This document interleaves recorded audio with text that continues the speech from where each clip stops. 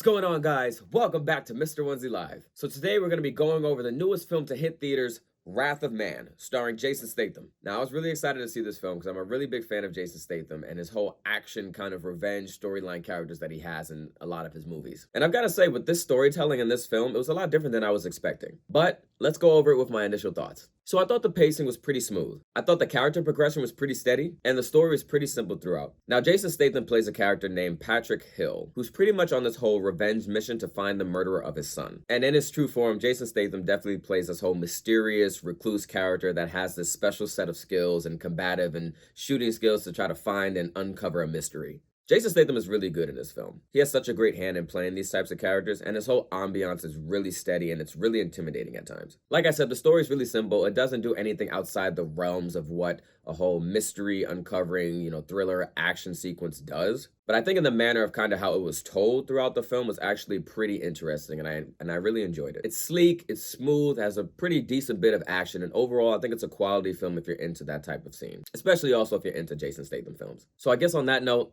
on to the spoilers. So from my understanding, Patrick Hill, otherwise known as H, goes undercover in this whole money transferring truck company called Fortico.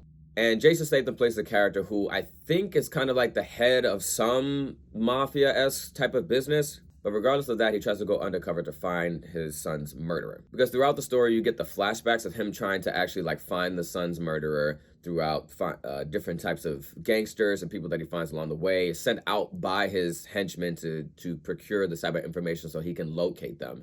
The killer, that is. But then at a certain time, one of his henchmen says that he's not operating in the right way, that he has to go undercover because this is possibly an inside job, and so he does just that. So inside the establishment, he meets the guy who kind of takes him under his wing a little bit, and his name is Bullet. There's also other characters along the way, like Boy Sweat and other names that are really not too important. But Bullet is very important throughout the story. So Jason Statham kind of comes in there with just some experience, basically a fake identity, and not really telling everybody exactly what he's capable of, especially when it comes to the shooting scene where he shoots pretty much at 70% just passing.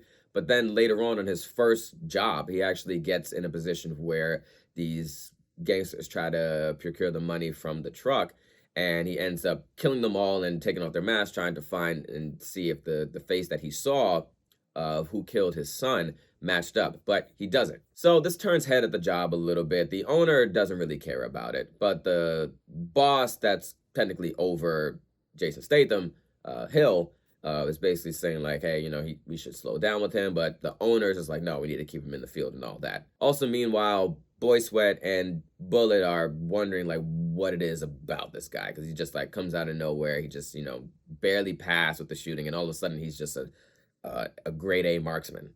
So everything continues, and all throughout the movie, again, you still see the flashbacks before he gets to the fact that he's inside the company. You get to see him spending his last day with his son and all of that, and also him going around, killing people, trying to find the information before we really just get to this whole point. But another interesting thing was also that we got to see the actual murderers, basically this whole military retired military, and they're doing these bank heists, or robbing heists, I should say. And they were the ones involved in the opening scene where his son was murdered, Hill's son. And he was murdered because the son did see his identity, and so did Hill, but they thought that he was dead. So we get to see from their perspective, and the leader of that whole military group, that they've been planning a lot of heists and they've gotten a lot of money. But on Hill's side, as well as the military side, there's been talk about this rat, the inside person. And it's a mystery throughout the whole entire film. But basically, they're using the inside man to hit the depot, because now it's Black Friday and all the money's coming in. So there's over about 180 million, 160 to 180 million of cash in the depot. And now the military group wants to hit it. But they need the help of the inside man, especially. So this is the part where it got a little fuzzy for me. So Bullet is operating and driving the truck, and Hill is in the passenger seat. And Bullet just kind of comes out of nowhere and says, hey, there's this job that's happening. I'm the inside man, and they're going to hit the depot.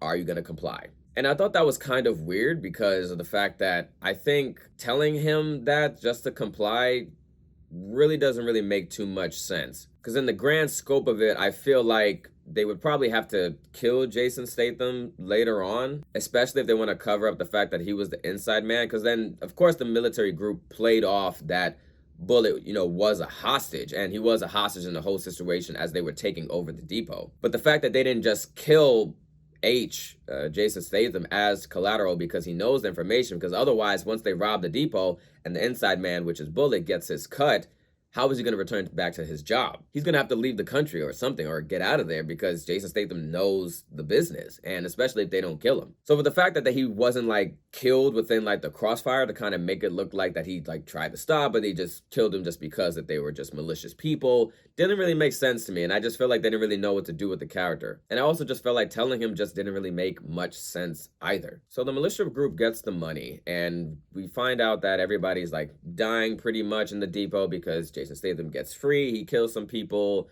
and also the fact is that they have this recluse guy in the military group who's taken over the depot named Jan, who is really unpredictable and really just a dick and just does whatever the heck he wants. Like, the sergeant's trying to tell him to stay low, but he's just buying these expensive things, making it look like he has the money, and just making a connection to them that they are the ones involved, and just not really setting, replacing his tracks at all. He's just like really giving a whole blueprint for them to be found. So in the end, Jan ends up killing the sergeant as well as Bullet, as they are the last two to get to the getaway car, the Prius, I think. And Bullet suspected that Jan was kind of gonna do that, so he tried to pull his gun, but he was too slow, and Jan ended up killing him. Now, Jan has all the millions, the whole $180 million, and he goes up into his loft or whatever, and who's there?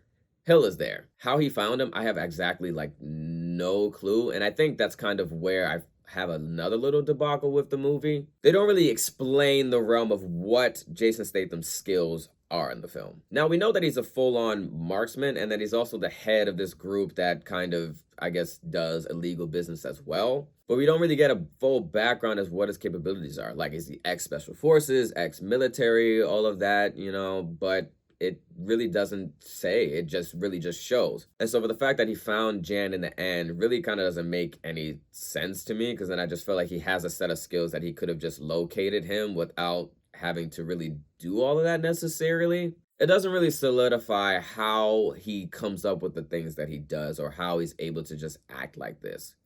Kind of like John Wick. John Wick, we've given him the world where he has the skills, and it's been established that he is this expert type of sniper, covert spy, assassin. Here with Jason Statham, we don't really see that. He just kind of just does the skills without not having any explanation that he's able to just do them because of his background. But besides that, he ends up killing Jan and ends up getting the revenge that he needed. So all in all, I thought the film was cool. It was nice to see Jason Statham back on screen, and it was, pretty enjoyable with the whole tidbits of the flashback sequence where you saw things that were 3 months before, 3 weeks later, 3 weeks before, and all those things. I thought that was an interesting way to tell the story, kind of like a vantage point from each side, each perspective sort of thing. I thought that was pretty cool. And the movie was kind of broken down to certain parts where it would go to black and it would have a set of words that were then repeated in that next arc of the movie, I guess, which was kind of cool. It gave a nice little storytelling perspective, and I guess it kind of really fueled the whole fire of the whole Wrath of Man, because he was on a rampage, and he was pretty steady and cool with it. But I guess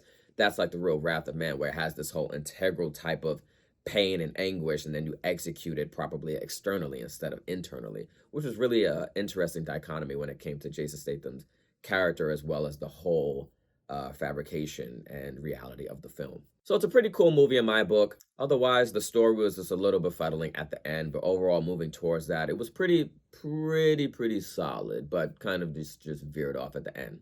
So my final grade for this film, I would give it a 7. I'm really more so in between like the 6 to 7 range, but no more than the 7. It's really just because like the last 20 to 30 minutes, really.